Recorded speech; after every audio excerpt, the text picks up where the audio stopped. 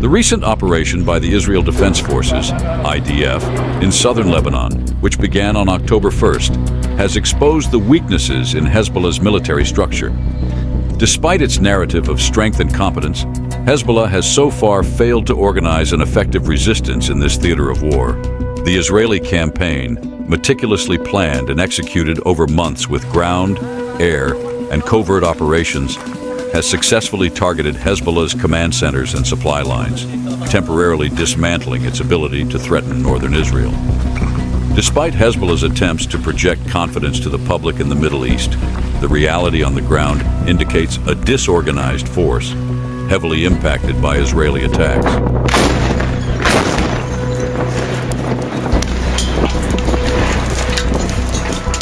The neutralization of Hezbollah commanders, widely reported on social media throughout the region, reflects the intense pressure the group is under, with 5 Israeli divisions operating in the area and a continuous air campaign targeting their leadership and resources.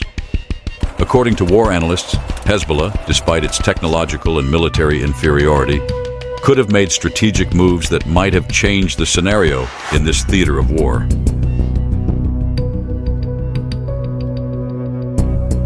For example, Hezbollah could have conducted a delaying operation, carrying out the famous raids in Israeli territory, even if ceding ground in Lebanon in exchange for time to force a ceasefire or allow the reorganization of its forces.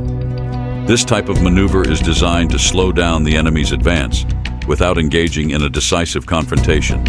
Hezbollah could have also opted to defend vital infrastructure or Shiite cities along the border with Israel, using a more aggressive defense strategy. However, instead of employing sophisticated tactics or coordinated ambushes, the group relied on rocket and mortar attacks, which, on their own, are not enough to defend the territory. These attacks have not significantly impacted the maneuvering capabilities of Israeli forces on the ground, and the lack of coordination between Hezbollah's infantry and artillery forces, exacerbated by problems in their command network, further weakened their defensive effectiveness, allowing Israeli troops to advance more easily. As a military force, Hezbollah, after suffering command interruptions, should have at least carried out an organized retreat to regroup, but failed to evacuate its most valuable supplies, such as Cornet anti-tank missiles, more sophisticated weaponry, night vision goggles, and costly ammunition.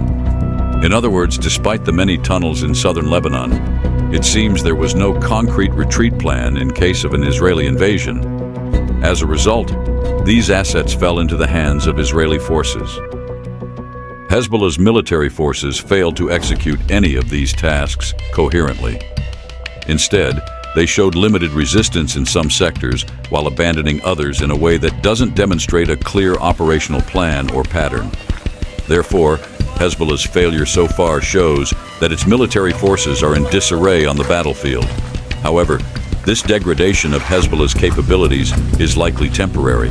Historically resilient, the group may reorganize if the Israeli operation is not sufficiently prolonged or decisive. Even though Hezbollah has failed to execute any major offensive, the dynamics of this conflict remain open, leaving room for the group's possible restructuring and new developments in this theater of war. Hezbollah's leaders and media have attempted to hide the internal disarray, portraying the group as a confident and effective military force defending Lebanon. Naim Qassem, Hezbollah's Deputy Secretary General, declared on October 15th that the group is successfully fighting Israel, rejecting claims of losses. Behind the scenes, Israel has faced criticism for the slow pace of its military operations in southern Lebanon. The Israeli military command argues that the IDF is deliberately adopting a strategy to methodically destroy Hezbollah's infrastructure, inspired by lessons from the Gaza Strip. Israeli operations are reportedly succeeding in temporarily degrading Hezbollah's capabilities, particularly in the border area, but the situation could change if pressure on the group diminishes. In Israel's view of the war theater in Lebanon, without continuous airstrikes and tactical advances, Hezbollah could reorganize and regain its strength.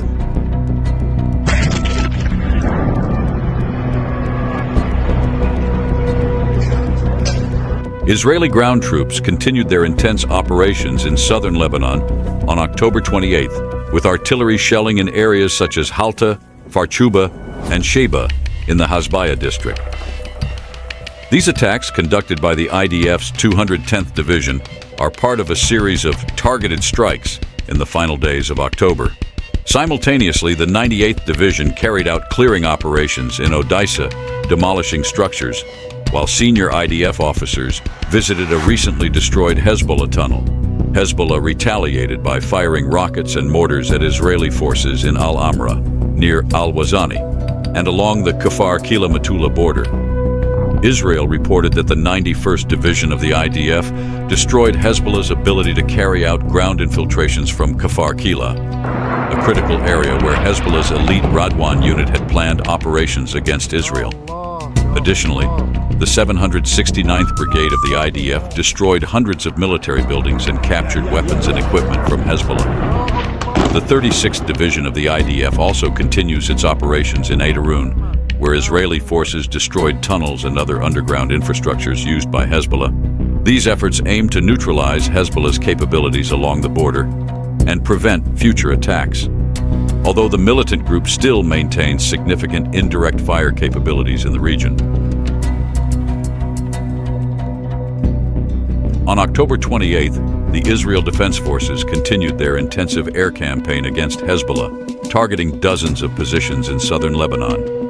The IDF Air Force destroyed rocket launchers, eliminated fighters, and attacked weapon depots, military buildings, and observation posts in Tyre, a key area for Hezbollah's Aziz unit operations.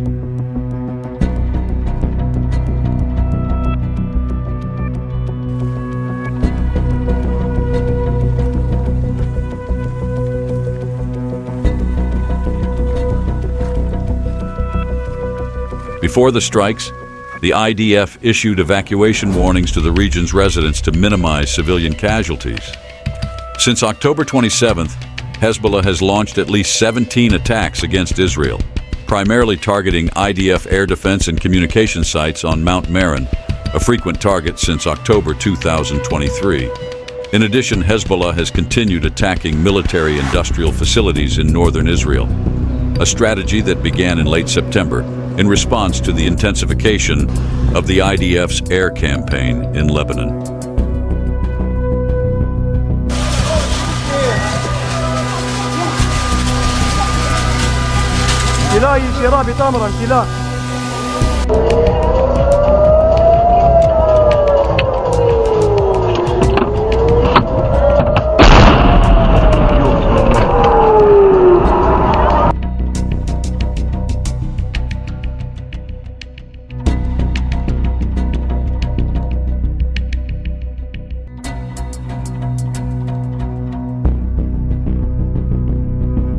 Shifting to the Gaza theater of war, Hamas rejected a deal with Israel that would grant Hamas leaders safe passage out of the Gaza Strip in exchange for the release of Israeli hostages.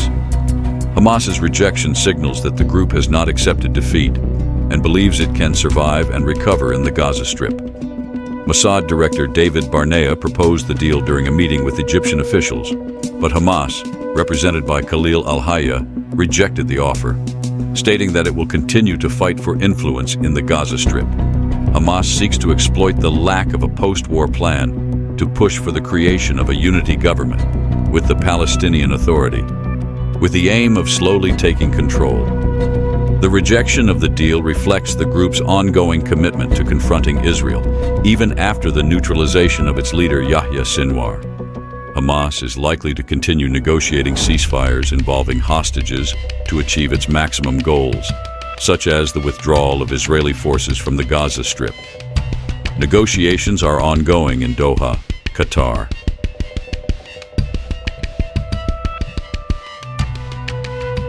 Israeli operations in Jabalia, in northern Gaza, have continued to intensify since early October, with the IDF conducting a clearing campaign to eliminate Hamas fighters and destroy their infrastructure. The IDF's 162nd Division neutralized dozens of fighters and discovered large stockpiles of weapons, with air support from the Israeli Air Force on October 27th. Jabalia, considered a Hamas command and control center, has been the focus of operations, with the group's forces caught off guard by Israel's rapid advance. Additionally, the IDF detained hundreds of suspected militants at checkpoints while evacuating civilians. Hamas has responded with small-scale attacks behind Israeli lines, and despite Israel's advances, the group still manages to maintain active combat in the region.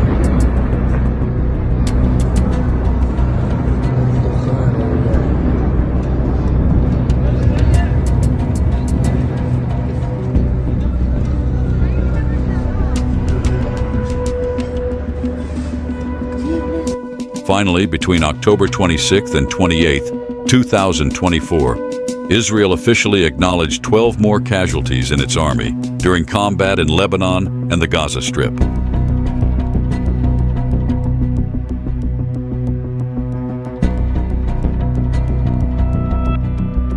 From the same creators of War Bulletin, this was the first show of Leks News. On this channel, we will discuss politics, geopolitics, events that shape human life, and especially topics from the military universe, because that's our passion. Welcome, and thank you so much for your support. Don't forget to leave a like and subscribe to the channel for the next Leks show.